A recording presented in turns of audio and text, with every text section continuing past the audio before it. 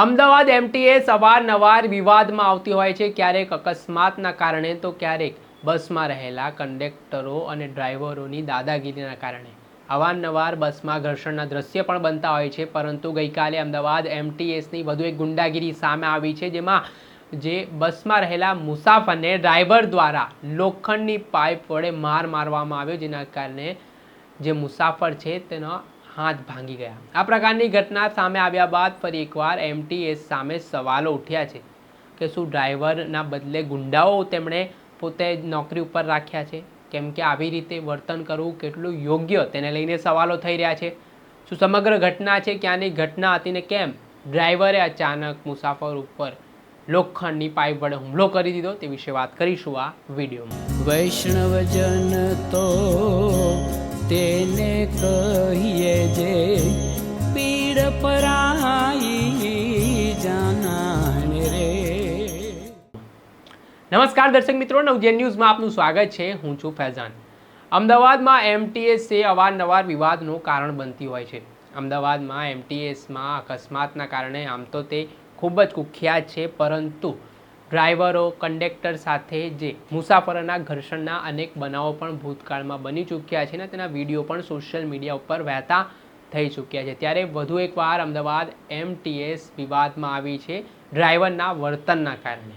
ઘટનાની વિગતે વાત કરીએ તો દિલ્હી ચકલા પાસેનો આ બનાવ છે કે જ્યાં એમટીએસ જે 66-3 નંબરની બસમાં એક મુસાફર બેઠા હતા અને ગરમીના કારણે તેમને ગભરામણ થતાં તેમણે બસમાં ઉલટી કરી દીધી હતી. આ ઘટનાના પગલે ડ્રાઈવરનો પિત્તો છટક્યો હતો અને તેણે બસ રોકીને તેની પાસે જે લોખંડની પાઇપ બસની અંદર રહી હતી તે પાઇપ વડે જે મુસાફર છે તેમના હાથના ભાગે પાઇપ મારતા તેમનો હાથ ભાંગી ગયો હતો.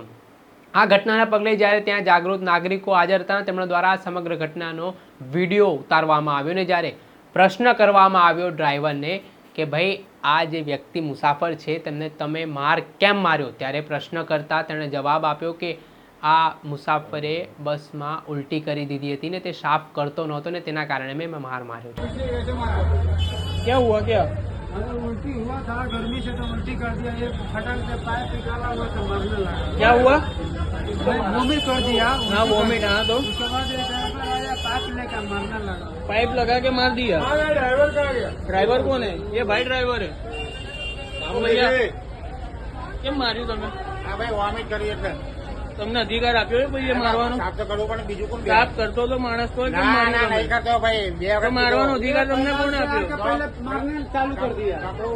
क्या? बोलना चाहिए साफ ना करे तो मारे.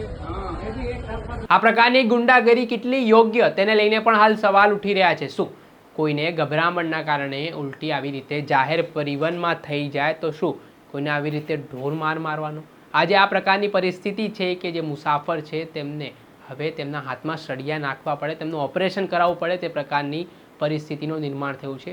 હાલ મુસાફર છે તે અમદાવાદની એક ખાનગી હોસ્પિટલમાં સારવાર લઈ રહ્યા છે ને જ્યારે અમે એમટીએસના જે અધિકૃત અધિકારી છે તેમની સાથે આ સમગ્ર ઘટનાને લઈને વાતચીત કરતાં તેમણે જણાવ્યું કે આ ઘટનાનો વિડીયો હાલ સોશિયલ મીડિયા ઉપર વાયરલ થતાની સાથે જે ડ્રાઈવર જવાબદાર છે તેમની સામે કાર્યવાહી કરવામાં આવી છે, તેમને સસ્પેન્ડ કરવામાં આવ્યા છે ને આ મામલાને લઈને તપાસ પણ ચાલી રહી છે. પરંતુ જે આ સમગ્ર ઘટના જે સામે આવી છે એમટીએસના ડ્રાઈવરની દાદાગીરીનો વધુ એક બનાવ સામે આવ્યો છે, તેના કારણે વધુ એકવાર સવાલો મુસાફરોની સુરક્ષા સામે ઉઠી રહ્યા છે.